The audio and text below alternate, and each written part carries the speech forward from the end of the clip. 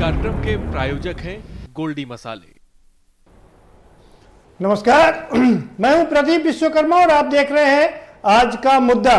और आज का हमारा मुद्दा है मंडल भी कमंडल भी।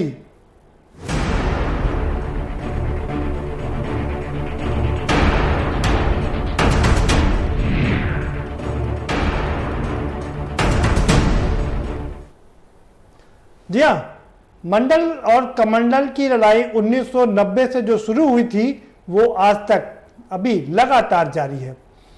1990 में जब राम मंदिर का मुद्दा गरमाया तो उसके बाद विपक्षी पार्टियों ने मंडल का राग अलापना शुरू कर दिया, यानी कि जातियों पर राजनीति शुरू हो गई। एक और भारतीय जनता पार्टी जहां कमंडल की राजनीति कर रही थी, यानी कि राम मंदिर का मुद्दा लगातार उठा रही थी, तो वहीं विरोधी पार्टी विपक्षी पार्टियां जातियों की गोलबंदी करके मंडल की राजनीति कर रही थी, पिछड़ों की राजनीति कर रही थी, दलितों की राजनीति कर रही थी और दोनों को ही लाभ हुआ। अच्छी बात यह है कि दोनों ही पार्टियों को लाभ हुआ। मंडल वालों को लाभ हुआ कि उनकी लगातार सरकारें बनती नहीं। 1990 के बाद में मुलायम सिंह 4 बार मुख्यमंत्री रहे और उसके बाद अखिलेश बहुमत की सरकार बनाई, मायावती 4 बार मुख्यमंत्री रही, बहुमत की सरकार बनाई। तो वहीं कमंडल को भी भरपूर लाभ हुआ।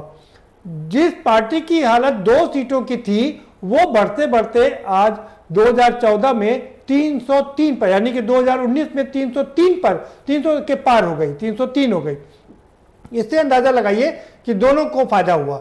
लेकिन बीच में अब ये लगा कि ना तो अकेले मंडल चल पाएगा और ना ही अकेले कमंडल चल पाएगा, इसलिए दोनों को मिलाने की दरकार है। और मायावती ने 2007 में इसको पहचाना और मंडल के साथ साथ में कमंडल को साथ में लिया, यानी कि सवर्णों को भी साथ में लिया और उसका परिणाम यह हुआ कि बहुमत की सरकार बनी। और इसी तरीके से भारतीय जनता पार्टी को भी लगा कि सिर्फ कमंडल से काम नहीं चलेगा, मंडल को भी साथ में लाना पड़ेगा।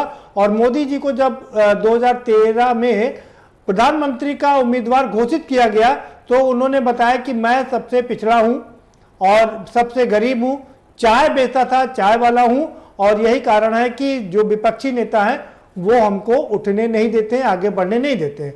उसका भरपूर लाभ उनको मिला, मंडल का भरपूर लाभ उनको मिला और जिस कारण से उन्होंने 2014 में बहुमत की सरकार बनाई, 2017 में उत्तर प्रदेश में बहुमत की सरकार बनाई और 2019 में केंद्र में एक बार फिर से बहुमत की सरकार बना करके इतिहास रच दिया। अब बारी आई एक बार फिर से 2022 के उत्तर प्रदेश चुनाव की। तो 2022 के उत्तर प्रदेश के चुनाव में सारी पार्टियों ने मंडल और कमंडल को मिला दिया है। एक और जहां भारतीय जनता पार्टी कमंडल की बात कर रही है, योगी जी आज अयोध्या में थे, रामलला के दरबार में थे, शीश नवा रहे थे, तो वहीं मोदी जी दिल्ली से बैठ करके बता रहे थे कि हमने नीट में, यानी कि जो डॉक्टर बनने की परीक्षा होती है नीट, उसमें पिछड़ों को रिजर्वेशन दे दिया। और इतना ही नहीं, अभी और कई घोषणाएं उनको करने की बाकी है। और अपने मंत्रिमंडल का भी जब विस्तार किया तो उसमें 7 में से 6 दलित और पिछड़ों को बनाया, 3 दलित और 3 पिछड़े बनाए और कहा कि अब की बार पिछड़ों की सरकार। तो ये मंडल और कमंडल दोनों तरफ से घालमेल हो गया। अखिलेश यादव ने भी अब यही काम किया है। उन्होंने भी सोचा कि सिर्फ मंडल से काम नहीं चलेगा और कमंडल को साथ लेना पड़ेगा। परशुराम की मूर्तियां बनवानी शुरू कर दी है, 5 लोगों की कमेटी बना दी है कि वो पूरे प्रदेश में जाकर के भ्रमण करे और इस वोट बैंक को कैटर करे। तो ये मंडल और कमंडल की लड़ाई क्या है, कौन जीतेगा, इसी पर चर्चा करेंगे। हमारे साथ में खास मेहमानों का पैनल है, हम उनसे आपका परिचय करा देते हैं। लेकिन उससे पहले आपको एक रिपोर्ट दिखा देते हैं। ये रिपोर्ट देखिए और समझिए, उसके बाद इस पर चर्चा करेंगे।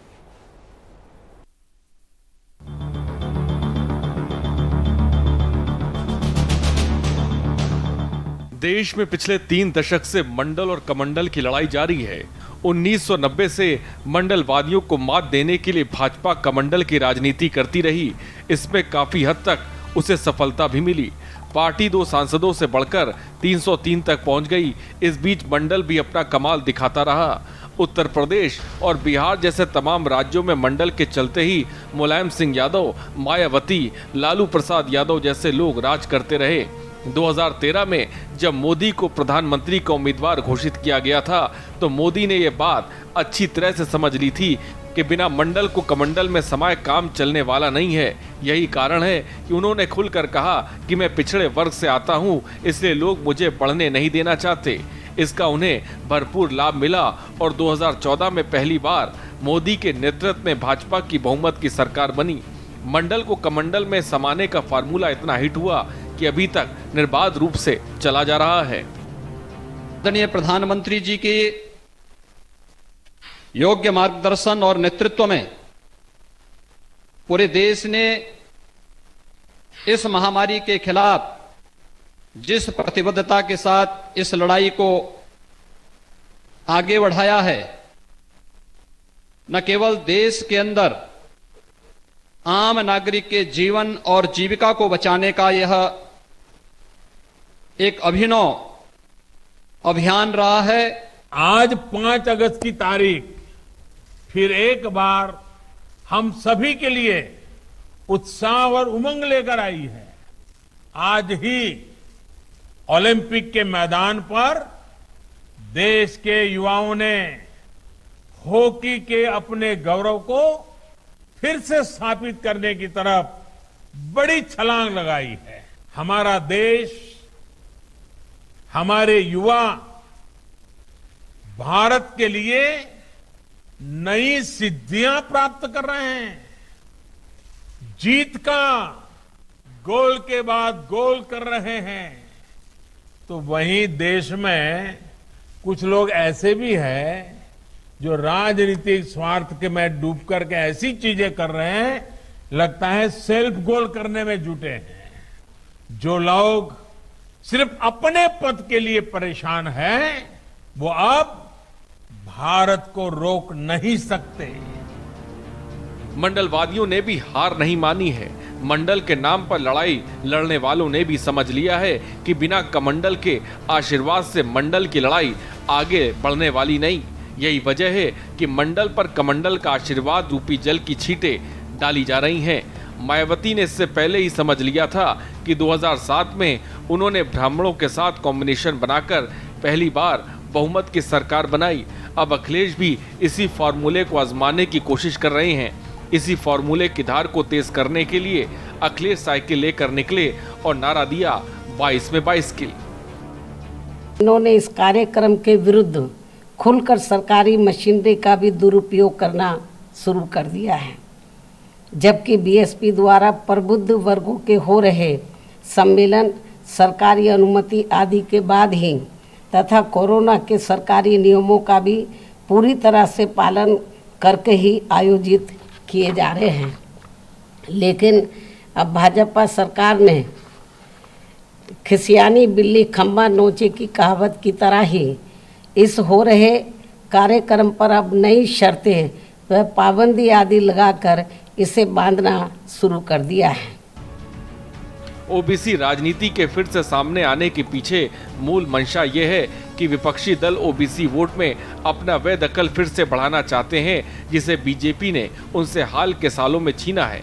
लेकिन इसके बहाने ओबीसी से जुड़े जो मसले निकल रहे हैं, उनके हल तलाशने होंगे। बीजेपी के लिए ऐसा करना आने वाले समय में चुनौतीपूर्ण होगा। जाति जनगणना की मांग के पीछे क्षेत्रीय विपक्षी दलों का तर्क है कि ओबीसी को आबादी में उनके अनुपात के हिसाब से प्रतिनिधित्व नहीं मिलता। 90 के दशक में मंडल कमीशन लागू होने के बाद से ओबीसी को सरकारी नौकरियों में 27% आरक्षण मिलता है, लेकिन कुछ साल पहले एक रिपोर्ट सामने आई जिसमें कहा गया कि केंद्रीय कर्मचारियों में मात्र 12% ओबीसी है।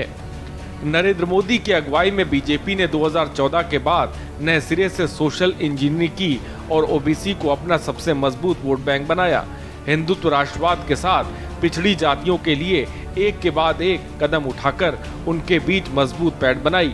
इससे पहले बीजेपी को उसके आलोचक और विरोधी शहरी या सवर्णों की पार्टी का टैग देते थे। ओबीसी को साथ करने की मुहिम से इसमें बड़ा बदलाव आया।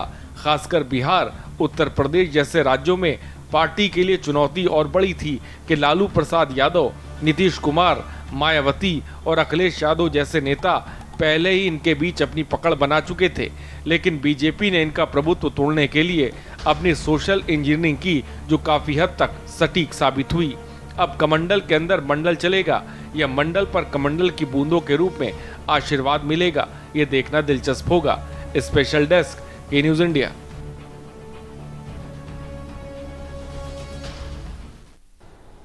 जी हाँ, मंडल के अंदर कमंडल चलेगा या कमंडल की छींटें मंडल पर पड़ेंगी, ये सबसे बड़ा सवाल है और इसी पर चर्चा करेंगे। अपने मेहमानों से मैं आपका परिचय करवा देता हूं। साक्षी दिवाकर हमारे साथ में जुड़ गई हैं, भारतीय जनता पार्टी की प्रवक्ता है। बहुत स्वागत है साक्षी जी आपका। डॉक्टर आशुतोष वर्मा जी हमारे साथ में जुड़े हुए हैं, समाजवादी पार्टी के प्रवक्ता है, आपका भी बहुत स्वागत है डॉक्टर आशुतोष जी।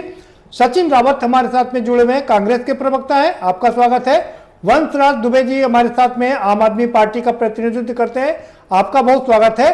और अजय कुमार जी जो कि बहुत वरिष्ठ पत्रकार है और मंडल कमंडल को बहुत नजदीक से देखा है, वो भी हमारे साथ में मौजूद है, आपका भी बहुत खैर मकदम है अजय कुमार जी। सीधा रुख करेंगे साक्षी दिवाकर जी का। साक्षी जी, क्या मैं गलत कह रहा हूं कि अब मंडल भी और कमंडल भी दोनों साथ साथ चलेंगे? मैं बार बार यही बात बोलती हूँ क्योंकि हम सब समाज को साथ में लेके चलते हैं। अगर हम जहाँ एक और बीसी के मंत्री बनाते हैं तो वहाँ एससी के भी मंत्री बनाते हैं। हम भेदभाव नहीं करते किसी प्रकार का। तो हम अन्य पार्टियों की तरह, जैसे सपा इस समय साइकिल रैली निकाल रही है, लेकिन इससे पहले ब्राह्मण रैली निकाली थी, बसपा ब्राह्मण रैली निकाल रही थी। और वहीं बात करें अगर कांग्रेस की, तो दलित सम्मेलन कर रहे थे। तो मैं ये बोलना चाहती हूँ कि कांग्रेस 70 साल तक हमारे ऊपर राज किया था उसने, तो अगर वो दलितों की उतनी ही चिंता करते तो आज जो हमारा दलित समाज है वो अभी तक सशक्त हो चुका होता, मजबूत हो चुका होता, इस प्रकार की रैली करने की जरूरत नहीं पड़ती। वही कांग्रेस, और देखिए अभी कुछ टाइम पहले कांग्रेस में चाहे राहुल गांधी जी और अखिलेश जी संघ में आ गए थे, गठबंधन हो गए, तो कब कौन सी पार्टी सत्ता के सुख पाने के लिए कब किसके साथ में हो जाए कोई भरोसा नहीं है। बस मात्र भाजपा ही एक ऐसी पार्टी है जो विकास के मुद्दे को लेकर जनता के बीच में जाती है और इसीलिए जनता का भी हम पे विश्वास वो जताती है और लगातार हमें 2014 से लगातार जिता रही है। और मुझे पूरा विश्वास है 2022 में भी वो हमारे हित में ही फैसला लेगी, क्योंकि हम किसी प्रकार की जातिगत या धर्म के आधार पे कोई राजनीति नहीं करते। साक्षी दिवाकर जी, माफ करिएगा मुझे कहते हुए थोड़ा खराब लग रहा है। कोई पार्टी देश की ऐसी है जो जाति धर्म की राजनीति ना करती हो? आप लोग थोड़ा सा तो ये सोचा करिए कि करोड़ों लोग देख रहे हैं आपको और इस तरह से कह के आप लोग तो कोई कुछ योजना ऐसी होती थी जो सिर्फ मुस्लिम्स के लिए ही होती थी या कोई दलित के लिए होती थी। हमारे भाजपा के कार्यकाल में एक योजना आप ऐसी बता दीजिए जिसमें से जातिगत कोई भेदभाव किया जाता हो या धर्म के आधार पे कोई भेदभाव किया जाता है। तो हम जितनी भी हमारी योजनाएं होती है, ठीक है, हम आपसे सवाल जवाब करेंगे। साक्षी जी, हम आपसे सवाल जवाब करेंगे, लेकिन पहले अपने सारे मेहमानों को चर्चा में शामिल कर लेते हैं, फिर आपसे पूछेंगे कि अगर इतना ही था तो प्रधानमंत्री जी को ये क्यों कहना पड़ा कि अब की बार ओबीसी की सरकार। भाई आशुतोष वर्मा जी, आप भी क्या यही करेंगे कि कहेंगे कि आप भी जाति की धर्म की राजनीति नहीं करते हैं, या मेरे सवाल का जवाब देंगे कि मंडल और कमंडल साथ साथ चलेंगे? प्रथम तो हम ये बता दें कि समाजवादी पार्टी आप कह सकते हैं, लेकिन हम पिछड़ों वर्ग, दलित वर्ग, गरीब, मजदूर, इन सब की सरकार है। ये खेत खलिहान से निकली हुई पार्टी है और इसमें कोई गुरेज नहीं है। ये बात जरूर है कि हमारी पूरी राजनीति का सेंट्रिक फोकस जो होता है वो पिछड़े वर्ग और दलित वर्ग पे रहता है, लेकिन इसका मतलब ये नहीं बात कर रहे हैं जी, लेकिन इसका मतलब ये नहीं कि जो अनरिजर्व्ड कैटेगरी के लोग हैं वो हमारे साथ नहीं है। आज 5 अगस्त है और आज हमारे पार्टी के एक तरीके से रचयिता, एक तरीके से छोटे लोहिया जिनके नाम से हम बोलते हैं, उनकी आज जन्मतिथि भी है। और आपने देखा कि पूरी राजधानी में, पूरे प्रदेश में किस प्रकार से हमने उनकी पुण्यतिथि मनाई। तो ये कहना, ये आपकी बात बिल्कुल सही है कि जातियों को नहीं देखा जाता है, ये कहना ये गलत होगा। लेकिन मुझे भारतीय जनता पार्टी की प्रवक्ता की बातें समझ में नहीं आई कि जाति की राजनीति नहीं करती। और आपने इसको कटाक्ष भी किया कि पिछले महीने जब प्रधानमंत्री ने अपना कैबिनेट एक्सपेंशन किया तो उन्होंने खुलेआम पहली बार इस देश के प्रधानमंत्री ने कैबिनेट में जाके बोला कि इस बार मैंने इस जाति का ये मिनिस्टर बनाया है। मुझे लगता है कि पिछले 70-75 सालों में देश की आजादी के बाद से किसी प्रधानमंत्री ने नहीं बताया। किसी प्रधानमंत्री ने आज तक स्टेज पे खड़े होके पब्लिकली नहीं बोला कि मैं पिछड़ी जाति से आता हूं, सिर्फ नरेंद्र मोदी जी के अलावा। दूसरा, इन्होंने बोला ये सपा और बसपा आपस में गठबंधन कर लेते हैं, कुछ नहीं करते। साक्षी जी, आपने भी तो किया है, आपने तो रिकॉर्ड गठबंधन किए हैं। आपने उत्तर प्रदेश में बीएसपी से गठबंधन किए है, 6-6 महीने की सरकार चलाई है। आप तो बोलने से पहले देखिए। बता दीजिए जी, मुफ्ती का भी बता दीजिए जी आशुतोष जी। ये तो उसके साथ में ये आपका ठीक है आशुतोष जी, ये आशुतोष जी आपका समय समाप्त हो गया। सचिन रावत जी आपकी पहली प्रतिक्रिया। जातीय राजनीति जो लगातार बढ़ती हुई जा रही, जिस तरह से आपने देखा होगा कि सदन में जब सत्र में सभी विपक्षी दल सरकार से महंगाई पे सवाल कर रहे थे, सरकार से पेगासस पे सवाल कर रहे थे, सरकार से लगातार जो पेट्रोल डीजल के दाम बढ़ रहे थे उस पे सवाल कर रहे थे, तब प्रधानमंत्री जी कह रहे थे कि हमने दलित वर्ग, पिछड़े वर्ग और जो आदिवासी समाज के मंत्री बनाए तो विपक्षी लोगों को खला है। तो वो हमेशा जातीय राजनीति करते हुए आए हैं। जिस तरह से मैंने आपको बताया, और मैं एक बात और कह सकता हूं प्रदीप जी, राजधानी से लेकर के और लगातार पूरे उत्तर प्रदेश व देश में आपने देखा होगा भारतीय जनता पार्टी की होर्डिंग्स में बिल्कुल कोड होकर के लिखा है कि मैंने 25 दलित वर्ग के मंत्री बनाए, मैंने 26 पिछड़े वर्ग के मंत्री बनाए। और लगातार जो जातीय सम्मेलन लगातार भारतीय जनता पार्टी के द्वारा जारी किए जाते हैं। जिस तरह से बहुजन समाजवादी पार्टी ब्राह्मण सम्मेलन कर रही थी, तो उससे पहले हाईकोर्ट की एक बात भारतीय जनता पार्टी के नेताओं ने याद दिलाई कि यहाँ पे जातीय सम्मेलन नहीं हो सकते। भारतीय जनता पार्टी करे तो अच्छी बात है, अगर विपक्षी दल कोई भी बात अगर किसी भी जाति समुदाय की अगर उठा रहे हैं तो ये गलत बात है। तो आज मैं कह सकता हूं कि देखिए, जिस भी जात पे उत्पीड़न हो, जिस भी जात, वो दलित हो, पिछड़ा हो, आदिवासी हो, शोषित हो, वंचित, किसी भी समाज पे अगर उत्पीड़न होगा तो कांग्रेस पार्टी सड़क से लेकर के सदन तक लड़ाई लड़ेगी। जिस तरह से हाथरस में दलित वर्ग की बेटी को इनकी सरकार ने जलवा दिया, आदरणीय प्रियंका गांधी जी ने सड़कों पे संघर्ष किया। उना में देखा होगा आपने, आदिवासी समुदाय के लोग थे, उम्भा में उनका नरसंहार हुआ, तो प्रियंका गांधी जी ने उनकी आवाज को उठाया।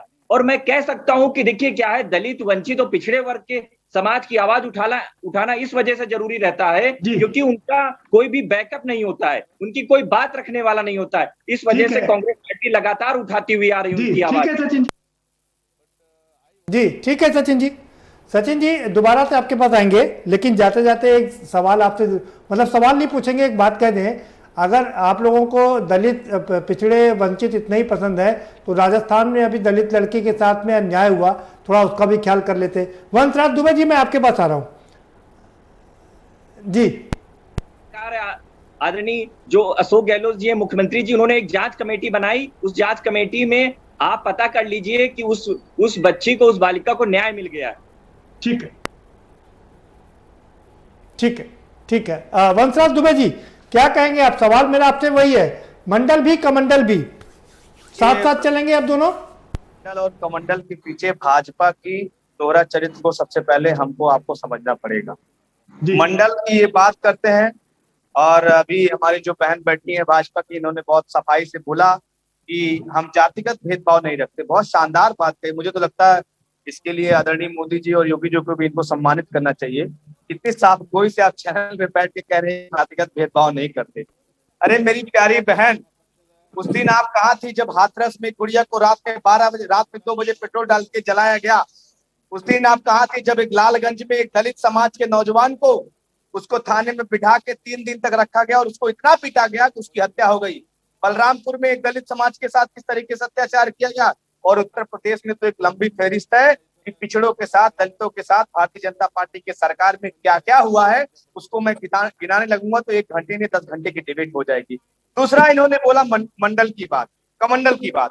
प्रदीप जी, पूरी की पूरी भाजपा की राजनीति आप समझिए कहीं ना कहीं राम जी के नाम पर इनकी आधारित रहती है। प्रभु श्री राम जी के नाम पर हर बार राजनीति में अपने मुद्दे लेकर आ जाते हैं। लेकिन प्रभु श्री राम जी ने जिन प्रभु श्री राम जी के नाम पर इन्होंने सत्ता बनाई उत्तर प्रदेश में, 2014 में वोट लिया, 2017 में वोट लिया, 2019 में वोट लिया, उन्हीं प्रभु श्री राम जी के मंदिर के निर्माण का शिलान्यास का समय 1 साल का हो गया। 1 साल हो गया और अभी तक उसकी नींव तैयार नहीं हुई है। प्रदीप जी, सबसे बड़ा मुद्दा जो आम आदमी पार्टी के माननीय राज्यसभा के सांसद संजय सिंह जी ने उठाया और आप तमाम चैनलों में उसको दिखाया, उस पर डिबेट भी हुआ, किस तरीके से राम जी के नाम पर जो गरीब ने, जो जो रेहड़ी वाले ठेले वाले ने जो चंदा दिया था, उसमें चंदा चोरी करने का काम भाजपाइयों ने किया है। ये श्री राम जी के नाम पर जिस तरीके से दलाली खाई गई है, उसका उजागर हम लोगों ने किया, दुनिया के सामने किया। एक लाइन याद आ रही है मुझे कि सीता मैया परेशान है भाजपाइयों के काम से, सारा पैसा खा गए मेरे पति के नाम से। तो ये दोहरे चरित्र वाले लोग हैं, इनका मंडल भी फेल है, कमंडल भी फेल है। 69,000 सहायक शिक्षक भर्ती आपने कई बार डिबेट कराई, मैं आपको सलाम करता हूँ प्रदीप जी के न्यूज पे बैठ के मैं आपको सलाम करता हूँ कि आपने कई बार डिबेट कराई। इसी राजधानी लखनऊ में 69,000 सहायक शिक्षक भर्ती, जिसमें आरक्षण का घोटाला हुआ, उन नौजवानों को 27% आरक्षण मिलना चाहिए था, उनको 3% आरक्षण दिया गया। और पिछड़ा वर्ग आयोग ने, पिछड़ा वर्ग आयोग, आप वंशराज जी आप इतना लय में बोल रहे थे कि मैं आपको रोक ही नहीं पा रहा था, और आपके जो अलॉटेड टाइम है उससे कहीं ज्यादा समय आपका हो गया। आपके पास दोबारा से आऊंगा। अजय कुमार जी, आपके पास तो लंबा अनुभव है, आपने कमंडल की वो राजनीति भी देखी है, मंदिर मस्जिद की राजनीति देखी है, मंदिर मस्जिद गिरते हुए देखा है, और मंडल को भी देखा है। क्या कहेंगे आप? जी की एक बात का उनका समर्थन नहीं करता हूं। उन्होंने कहा कि हमारी पार्टी जातीय राजनीति नहीं करती। मैं उनसे केवल एक प्रश्न पूछना चाहता हूं कि जब आप विधायकी के टिकट के लिए आवेदन मांगते हैं, तब उसमें एक कॉलम ये भी होता है कि इस क्षेत्र में किस किस जाति के मतदाता कितने संख्या में है। दूसरा, अभी एक और साल भर पहले की बात बताता हूं, लखनऊ में ही ये विश्वेश्वरैया सभागार है, और इनके उप मुख्यमंत्री मौर्य जी, उन्होंने जो है पिछड़ों के सम्मेलन लगातार 30 दिन तक कराए, हर जात का अलग अलग कराया। तो ये कहना कि साहब हमारी पार्टी जातीय राजनीति नहीं करती है, मैं इसका प्रतिवाद करता हूं और कहता हूं कि कोई दल ऐसा नहीं जिसने जातीय राजनीति न की हो। 1980 में मुझे याद है जब वीपी सिंह उत्तर प्रदेश के मुख्यमंत्री थे और 10 उन्मूलन अभियान चला था, उस समय एक जात विशेष के या पिछड़ों के या आप ये समझिए फूलन देवी की जात के लोगों को चुन चुन करके मारा गया था। उस समय की देन है मुलायम सिंह यादव। उन्होंने उन सब जातियों को एकत्र किया था 1980 से, चाहे वो फूलन देवी का समाज हो, चाहे वो और हो, निर्भय गुर्जर हो, सारी चीजें उन सब जातियों के साथ साथ, क्योंकि उस समय यादव जाति के तमाम लोगों को विष्णु सिंह की सरकार में मारा गया था, मैंने कवर किया। एक तो वो बात थी। अब सबसे बड़ी बात मंडल और कमंडल की, ये बात सही है कि 1989 से जब से मंडल की राजनीति शुरू हुई है, कमंडल आ गया बीच में, राम जन्मभूमि का मुद्दा आया, ताला खुला 86 में, उसके बाद सारी चीजें हैं। अब मोदी जी ने एक नारा दे दिया है कि मैं जो हूं वो मंडल के साथ हूं। मैं एक जाति विशेष का उन्होंने ले लिया कि वो शाहू जात के हैं, तेली जात के हैं, उसका सहारा लेकर के उन्होंने 2014 के चुनाव में जो अपना श्री गणेश किया कि मैं तो ऐसी जात हूँ, चाय वाला हूँ, सारी चीजें। लेकिन उसी के बाद से यहाँ अब कमंडल की बागडोर संभाल दी है उन्होंने योगी जी के हाथ में। योगी जी कमंडल लेके चलेंगे और मोदी जी जो है वो मंडल लेकर के चलेंगे। अजय जी, आपने मेरी बात का समर्थन कर दिया कि मंडल और कमंडल साथ में, योगी जी कमंडल लेकर के आगे चलेंगे, कमंडल लेकर के आगे चलेंगे, रास्ता साफ करेंगे जी, मंडल बिल्कुल। और इतनी अच्छी शानदार बात हुई कि वक्त ब्रेक का हो चला है। आपसे एक छोटा सा ब्रेक लेंगे, ब्रेक के पार आएंगे तो चर्चा के सिलसिले को आगे बढ़ाएंगे और सवाल जवाब का सिलसिला भी आगे बढ़ेगा, लेकिन उससे पहले ले लेते हैं छोटा सा ब्रेक।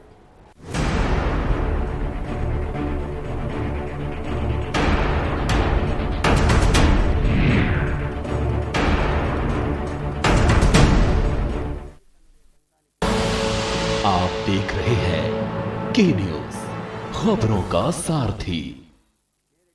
कोविड संक्रमण के बीच आर्थिक संकट से जूझ रहे पर्यटन उद्योग और चारधाम यात्रा से जुड़े कारोबारियों के लिए मुख्यमंत्री श्री पुष्कर सिंह धामी ने लगभग 200 करोड़ रुपए के आर्थिक पैकेज की घोषणा की है, जिसका लाभ लगभग 1,64,000 लोगों को मिलेगा। इसका एक ऐसा सिस्टम बनाएंगे कि ये जो धनराशि है वो जो लाभार्थी हैं उनके सीधे खाते में पहुंचेगी, उसमें उनको कहीं भटकना नहीं पड़ेगा, कहीं वो नहीं होगा। उसमें हम सिंगल विंडो सिस्टम के आधार पर काम करेंगे।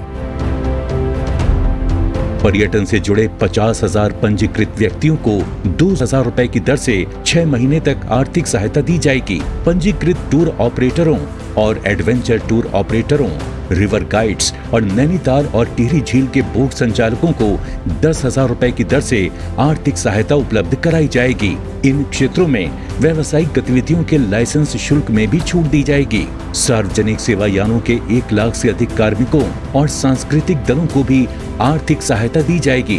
वीर चंद्र सिंह गढ़वाली एवं दीनदयाल उपाध्याय होम स्टे योजना के तहत ऋण पर 6 माह के लिए ब्याज प्रतिपूर्ति सहायता प्रदान की जाएगी। कोरोना महामारी से हुए नुकसान से पर्यटन उद्योग को उबारने के लिए उत्तराखंड सरकार निरंतर कार्यरत है। सबका साथ, सबका विकास, सबका विश्वास। जुबान के लिए उड़ चला गैरों की ज़मीं पर, खुशबू अपनेपन की ढूंढता। दूर कितना भी जाओ, इस जुबान से दूर ना जा पाओगे। विमल, बोलो जुबान केसरी। जब पशुओं को मिलेगा प्यार और मिल्को मोर पशु आहार, तो दूध बहेगा, मुनाफा बढ़ेगा। मिल्को मोर पशु आहार।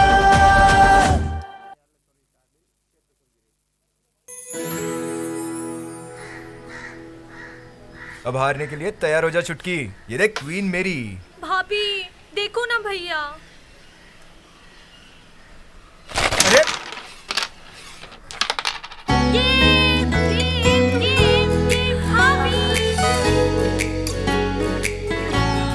पिटारा खजाना खास पलों का। खुदी को आजमाया है तो ये अंदाज आया है, खुदी को आजमाया है तो ये अंदाज आया है। तुम में भी मैं हूं, शुद्ध प्लस पान मसाला। आप देख रहे हैं के न्यूज, खबरों का सारथी।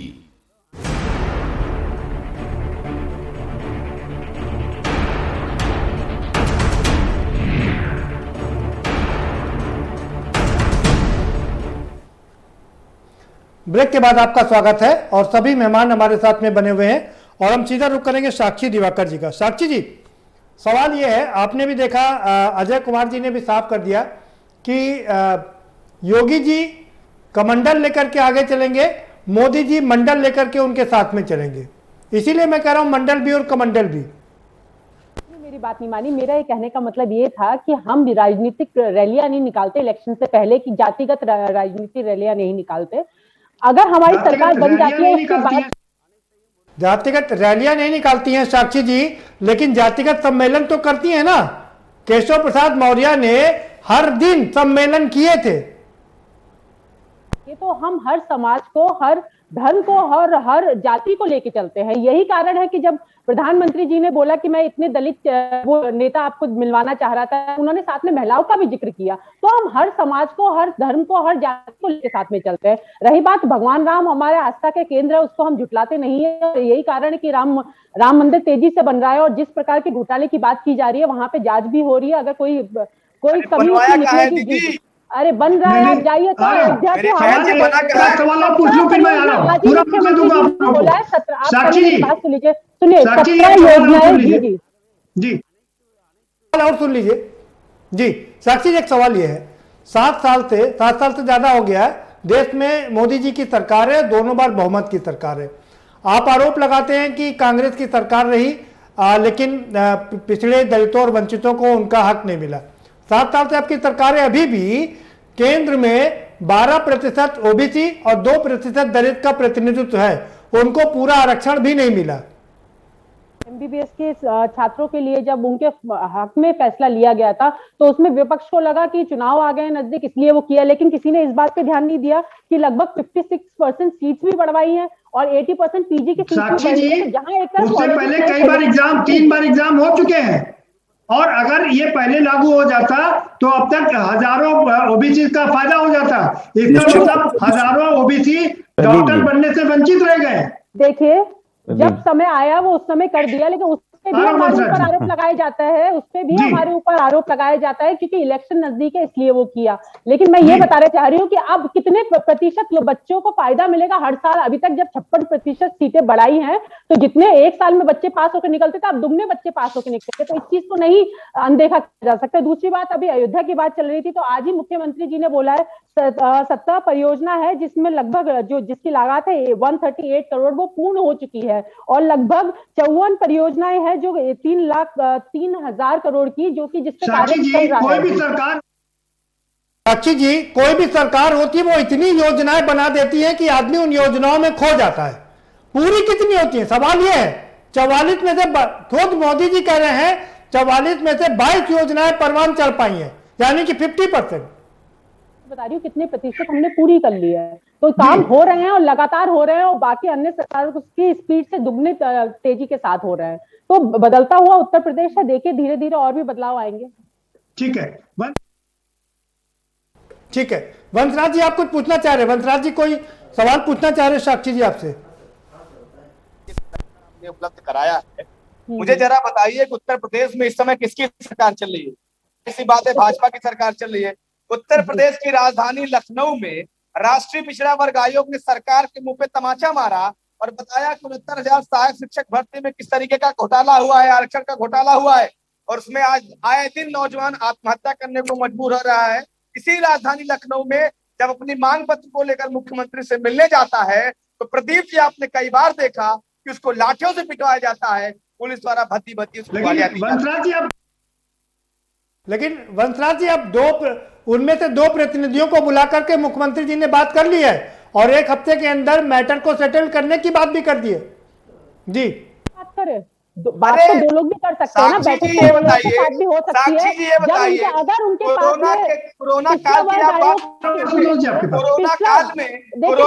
में जब एक व्यक्ति भी अगर सही बात बता देगा वो उसका संज्ञान लेंगे और उसकी कार्रवाई करेंगे उसके ऊपर। बताऊं जी बताइए।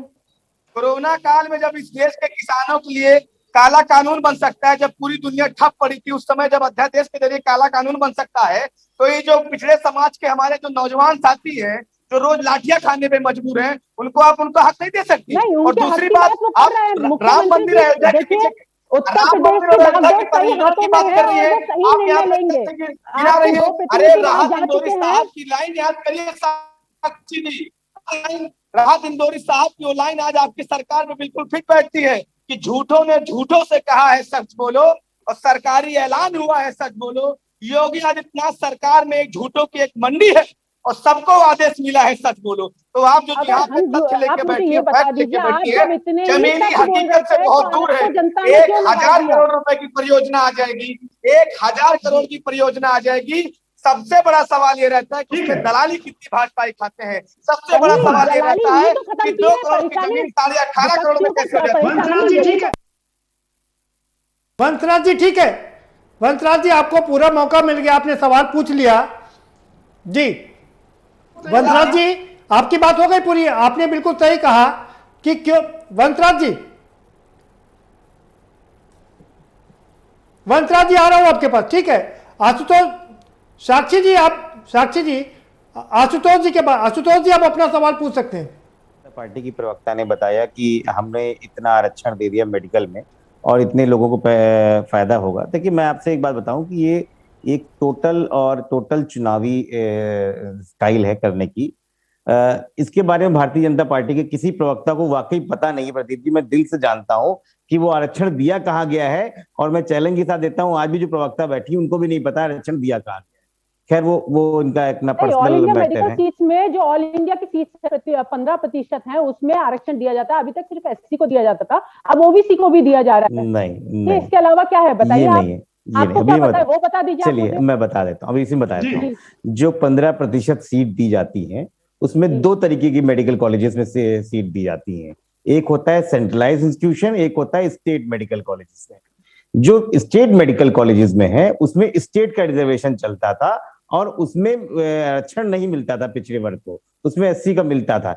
सिर्फ सेंट्रल यूनिवर्सिटीज में, जैसे मैं उत्तर प्रदेश की बात करूं तो यहाँ पे सेंट्रल यूनिवर्सिटीज में 2 मेडिकल कॉलेज हैं और AMU अलीगढ़ मुस्लिम यूनिवर्सिटी और BHU उसमें मिलता था। और स्टेट मेडिकल कॉलेजेस जैसे झांसी, इलाहाबाद, मेरठ, गोरखपुर ने, खैर ये अलग बात है, ये मैं बताऊं कहने की बात लंबा हो जाएगा आशुतोष जी। सलोनी कुमारी वर्सेस DGHS ये सन 2014 की डायल की गई है और 2014 से लेके आज 7 साल हो गए हैं। उस समय जब इनकी सरकार से पूछा गया कि आप इस पे क्यों नहीं ले रहे, तो उन्होंने बोला कि माननीय उच्च न्यायालय के पास केस पेंडिंग है और जैसे ही वो आदेश करेंगे हम उसके हिसाब से काम लेंगे। 4 तारीख को इसकी सुनवाई होनी थी अंतरिम, ठीक है, उसके पहले एक हफ्ते पहले ऐसा कौन सा चल गया। मैं आपसे सवाल पूछ रहा हूं, मैं आपसे सवाल पूछ रहा हूं, ये बता दीजिए आप भी मंडल और कमंडल को साथ लेकर के चलेंगे? दलित वर्ग के लिए हम सर्वथा सबसे आगे काम करने वाली पार्टी है। इसके बाद अगर कोई हम पे ये कहे कि कमंडल या अगड़े वक्त, भाई इकोनॉमिकली वीकर सेक्शन के लिए आरक्षण की बात मुलायम सिंह यादव ने अपनी पहली गवर्नमेंट, नहीं आप सुनिए, पहली गवर्नमेंट बनी थी 2014 से पहले आप लोग मंडल की राजनीति करते थे, लेकिन अब कमंडल। अरे सुनिए, मंडल की राजनीति VP सिंह के समय से समाजवादी पार्टी उसके साथ खड़ी रहती है और उसका पूरा संघर्ष क्या है प्रदीप जी आप सब लोगों को पता है। लेकिन अब तो परशुराम की मूर्तियां लगवा रहे हैं ना। अब मैं इसी बात पे आ रहा हूं। लेकिन जब भी समाज के और वर्गों की बात होती है तो आपको याद कीजिए जब नेताजी की पहली सरकार बनी थी तब भी समाज में इस बात की बात हुई थी कि इकोनॉमिकली वीकर सेक्शन को वहां से आरक्षण मिलना चाहिए और ये लगातार यूपीए गवर्नमेंट में नेताजी ने भी वहां उठाया था पार्लियामेंट में और सबके साथ रिकॉर्ड में रखा हुआ है। जब हुआ तो के साथ हमारी समाजवादी पार्टी खड़ी हुई थी। आज की डेट में हमारी प्रबुद्ध वर्ग है जिसमें कुछ हमारे जो है ब्राह्मण जाति के कुछ लोग हैं जो वे चाहते हैं कि हम एक परशुराम चेतना समिति के थ्रू एक मूर्ति लगाए।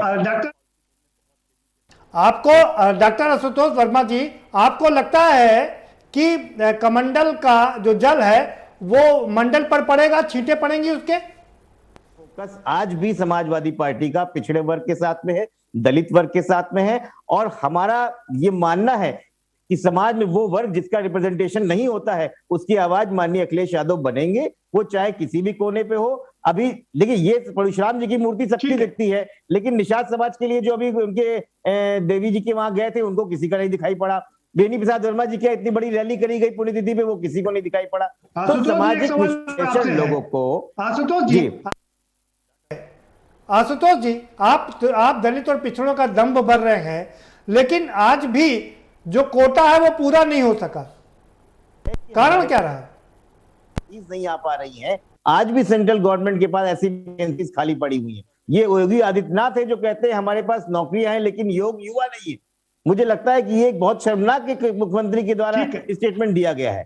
तो नई नौकरियों को भर्ती करना, पिछले जितने भी खाली हुए हैं और जो भी पिछड़े और दलित समाज के लोग जिनको प्रॉपर रिप्रेजेंटेशन नहीं है उनको वापस नौकरी में लाना, ये समाजवादी पार्टी की सरकार बनते ही पहली कैबिनेट में डिसीजन होगा।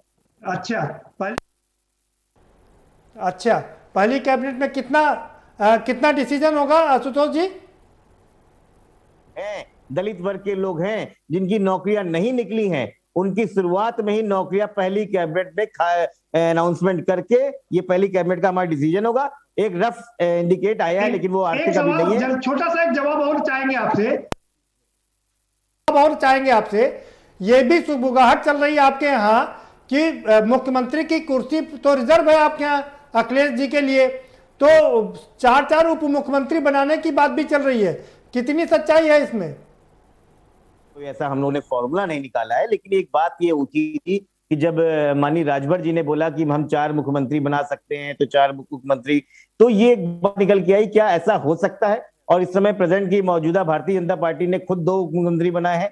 तो हमें लगा कि ये इस बात में साउथ में जी मुझे 5 जगन रेड्डी जी ने 5 मुख्यमंत्री बनाए। मुझे लगता है कि अगर समाज के सभी लोगों को प्रॉपर रिप्रेजेंटेशन मिल जाएगा तो समाजवादी पार्टी को इसमें कोई गुरेज नहीं है और ये एक अच्छी बात है। ये एक अच्छी बात है, इसको इंडोर्स करना चाहिए। ठीक है सचिन जी, आप ठीक है ठीक है, सचिन जी आपके पास आ रहा हूँ। सचिन जी, आप भी सेकुलर होते होते मंडल और कमंडल की राजनीति में फंस गए। उत्तर प्रदेश के जो जातिगत मुख्यमंत्री हैं, आपने देखा होगा जब उन्होंने सत्ता संभाली और सत्ता संभालने के बाद में सिर्फ और सिर्फ एक विशेष जाति को तवज्जो दी, वो चाहे कोई भी शीर्ष पद हो या कोई भी विभाग का पद हो या कोई भी प्रशासन का पद हो, उसमें सिर्फ एक विशेष समुदाय को योग्यता ना होते हुए भी उसको आपके पास कोई प्रमाण है क्या सचिन जी इसका? देखिए, बिल्कुल बिल्कुल प्रदीप जी, 2 मिनट में पूरी बात आ जाएगी। लेकिन जिस तरह से एक विशेष वर्ग जो ब्राह्मण समुदाय, उसके 600 से ज्यादा लोगों की हत्या हुई, लूट हुई, पुजारियों की हत्या हुई, ऐसे पहली बार ऐसा हुआ है प्रदीप जी उत्तर प्रदेश में कि सबसे ज्यादा अगर उत्पीड़न किसी भी जात पर हुआ है तो ब्राह्मण समाज पे हुआ है। लेकिन आज अगर उस समाज की अगर कोई भी बात करता है तो वो जातिगत हो जाता है। खुशी दुबे जो ब्राह्मण समाज की बहन है, वो न्याय के लिए आज भी जेल के सलाखों के पीछे सचिन रावत जी, खुशी दुबे एक माफिया की पत्नी भी है। क्या शादी करने से पहले उसको पता नहीं था? सचिन रावत जी, खुशी दुबे एक माफिया की पत्नी है, क्या शादी करने से पहले उसको नहीं पता था कि वो माफिया से शादी कर रही है? जहां तक उसके पति का दोस्त था, जिस दिन उसकी शादी होती है उसके आप निर्दोष हैं, लेकिन किसी दोषी के साथ बैठेंगे तो दोषी हो जाएंगे ना। न्याय दिलाने के लिए अगर हम लोग बात करते हैं तो हम लोग जातिगत राजनीति करते हैं। तो मैं ये कह सकता हूं कि जो भी वर्ग दलित, पिछड़ा, शोषित, ब्राह्मण समुदाय, कोई भी वर्ग अगर उसकी आवाज उठाने के लिए हम लोगों को सड़कों पे संघर्ष करना पड़े, सदन में संघर्ष करना पड़े, हम लोग तैयार हैं। लेकिन इस सरकार का चेहरा ये बता दीजिए जल्दी से जी, मंदिर बनवाएंगे? भगवान राम का मंदिर बनवाएंगे कि नहीं बनवाएंगे, ये बताइए।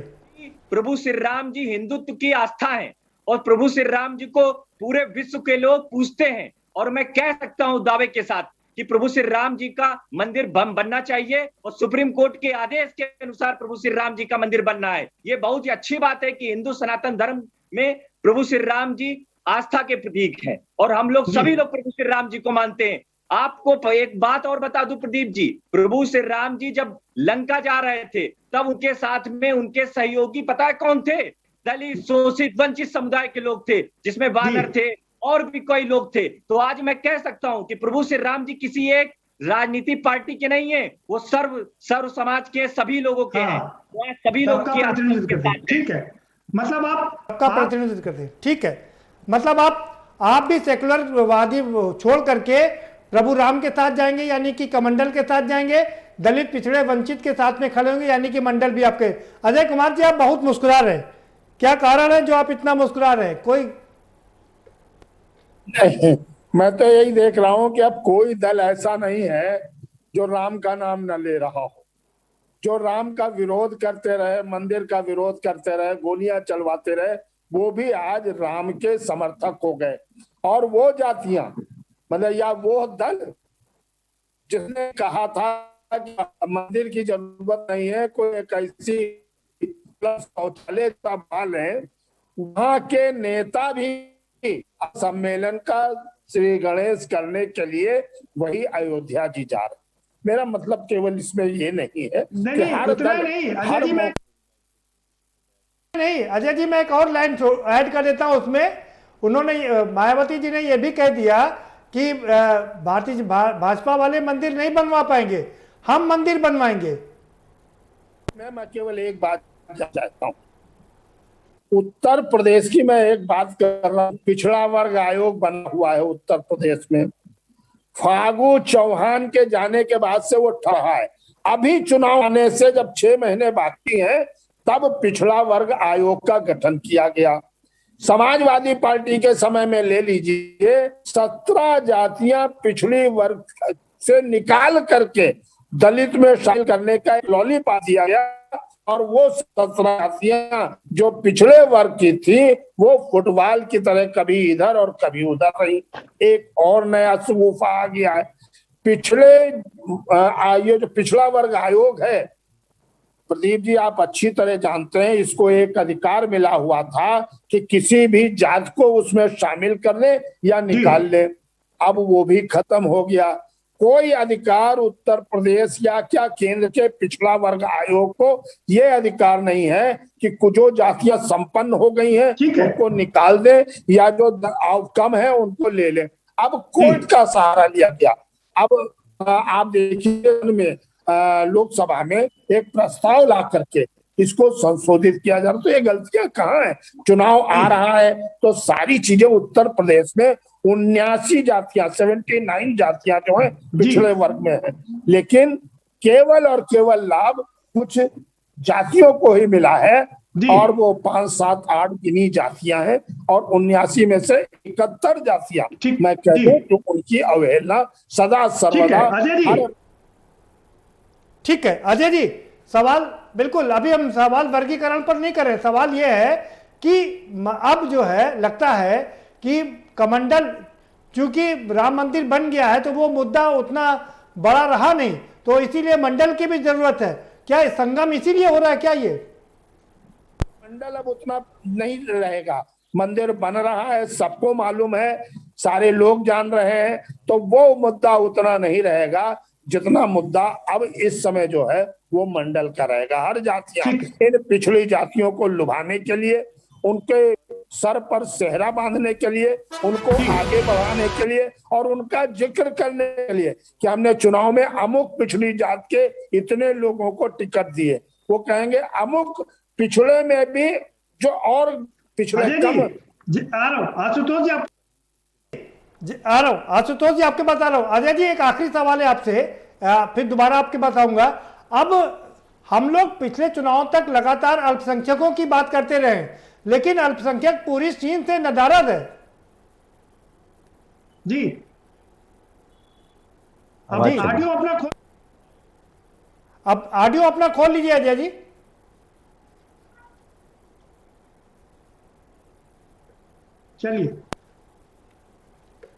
चलिए आशुतोष जी आप कुछ कहना चाह रहे थे? हाँ जी आ रही आपकी आवाज। अजय जी फाइनल कर लीजिए अपनी बात। अजय जी अपनी बात पूरी कीजिए।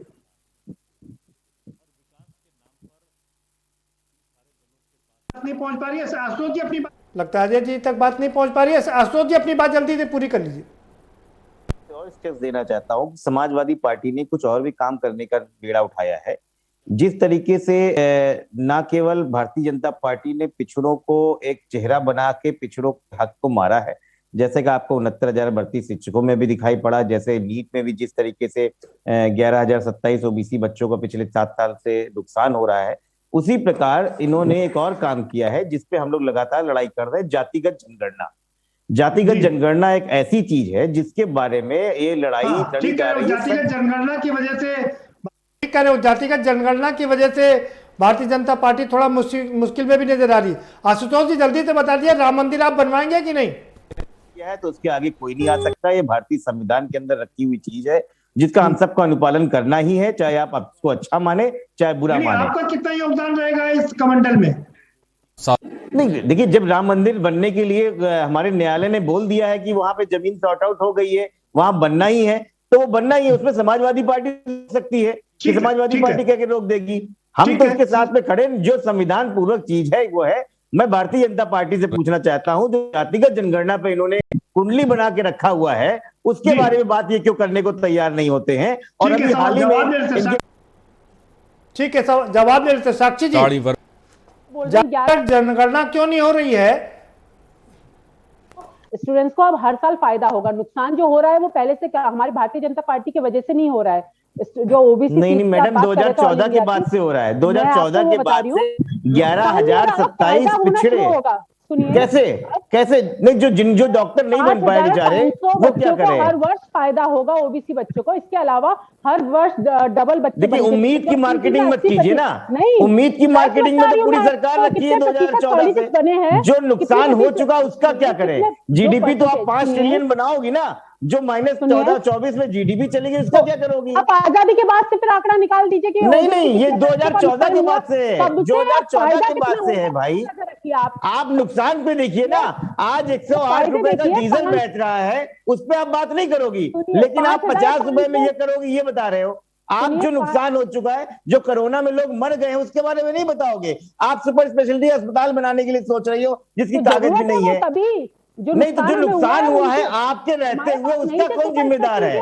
उसका क्यों नहीं थे? हमारे पास है, माननीय अखिलेश यादव ने बना के रखा यहाँ पर उत्तर प्रदेश के अंदर। आप कैसी बात कर रही है? राम मनोहर लोहिया अस्पताल आपका है, हमारा इलाज करवा देते आप जी नहीं। आपको 2016-17 में वो झूठ खबर है। आप सुनिए मेरी बात, सुनिए। समय कम है आशुतोष जी, समय कम है। साक्षी जी से आखिरी सवाल ले लेते जी। गलत डाटा है, मैं आपको डाटा दे देता हूँ, आप देख लीजिए। आपके मंत्री ने डाटा दिया। हाँ, फग्गन सिंह को आप जाइए। मैं भी उसे साक्षी जी आ रहा हूँ आपके पास एक सवाल। साक्षी जी आ रहा हूँ आपके पास एक सवाल के साथ। आशुतोष जी समय कम है प्लीज जी। साक्षी जी, जातिगत जनगणना होगी कि नहीं होगी, जल्दी से फाइनल कमेंट। जैसा घोषणा वो नहीं, मना कर चुके हैं साक्षी जी, मना कर चुके हैं संसद में। अभी आपका साथ छोड़ के जाने वाले हैं। देखिए देखिए अभी विचार विमर्श हो रहा है इस चीज पे, जैसी भी कुछ सूचना मिलती है आपके साथ वो सामने आ रही है। वंशराज दुबे जी, ठीक है, वंशराज दुबे जी आपका फाइनल कमेंट। डिबेट का आखिरी समय चल रहा है। आम आदमी पार्टी किसी जाति की, किसी धर्म की बात नहीं करती। हम बात करते हैं विकास की। 300 यूनिट बिजली अगर उत्तर प्रदेश में फ्री होगी तो अगड़े की भी होगी, पिछड़े की होगी, मुस्लिम की होगी, सिख की होगी, ईसाई की होगी। उत्तर प्रदेश में महिलाओं की बस की यात्रा फ्री होगी तो चाहे जिस समाज की महिलाएं होंगी सबकी बस की यात्रा फ्री होगी। अगर प्राइमरी स्कूल ठीक होंगे तो जो हर समाज के तबके जो पढ़ने वाला हमारा नौजवान साथी है, जो हमारे गांव गरीब किसान मजदूर का बच्चा है, वो किसी भी धर्म समुदाय का होगा, उसकी फ्री होगी। तो हम लोग विकास की बात करते हैं। रही बात उत्तर प्रदेश में 2022 के चुनाव में, उत्तर प्रदेश की जनता भारतीय जनता पार्टी की ये दोहरा चरित्र है, मंडल वाली और कमंडल वाली, इन दोहरे चरित्र को भारतीय जनता पार्टी की देश की उत्तर प्रदेश की 25 करोड़ जनता और देश की जनता जान चुकी है। राम मंदिर के नाम पे जो घोटाला किया है उसका जवाब इनको देना पड़ेगा। और उसका रुझान पूरे उत्तर प्रदेश में आपने देखा कि जब इनके विधायक गांव-गांव जा रहे हैं तो उसका रुझान ठीक है वंशराज जी, समय कम है, आप तो देख ही रहे। सचिन रावत जी आपका फाइनल कमेंट। 6 महीने के बाद में चुनाव है और उत्तर प्रदेश की जनता से जो जुड़े मुद्दे हैं, जैसे रोजगार की समस्या इस समय सबसे ज्यादा है और महिला सुरक्षा को लेकर के हम जनता के सामने जाएंगे। किसानों की समस्या, जो पश्चिम बेल्ट है जहां किसानों के साथ में ये 3 काले कानून लागू करके किसानों की भविष्य पर जो कुठाराघात किया है सरकार ने, तो ये सारे मुद्दे लेकर के जनता के सामने जाएंगे। और जनता ही जनार्दन होती है, जनता जब जनमत देती है तभी कोई भी दल जीत करके आता है। तो स्पष्ट तौर पे आने वाले समय में जो ज्वलंत मुद्दे हैं उसको लेकर कांग्रेस पार्टी जाएगी। आदरणीय प्रियंका गांधी जी के नेतृत्व में हम लोग सभी सीटों पे मुखर होकर के चुनाव लड़ने जा रहे हैं। ठीक है अजय कुमार जी आपका फाइनल कमेंट, क्या कहेंगे? मंडल कमंडल अब सब साथ में चलेगा उत्तर प्रदेश में?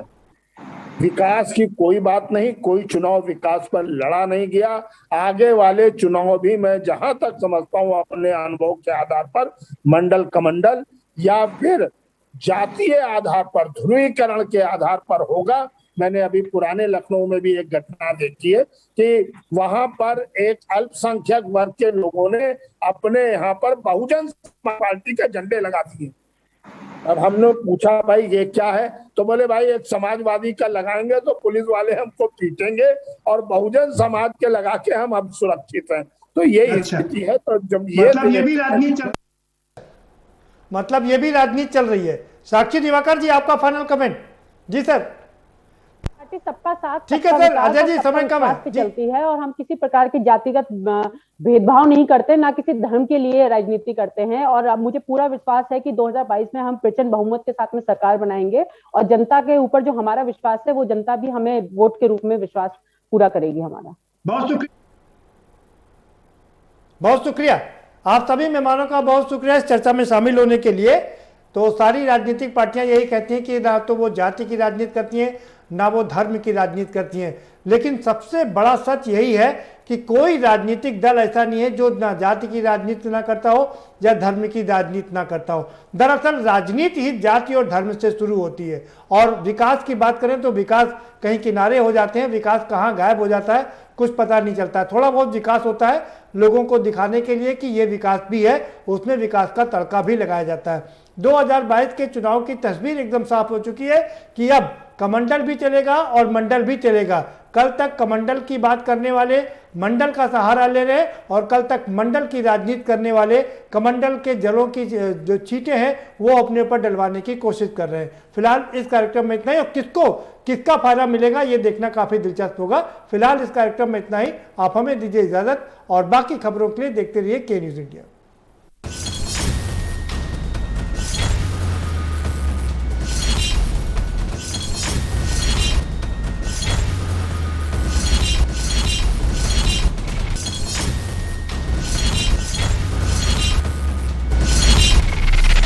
कार्यक्रम के प्रायोजक हैं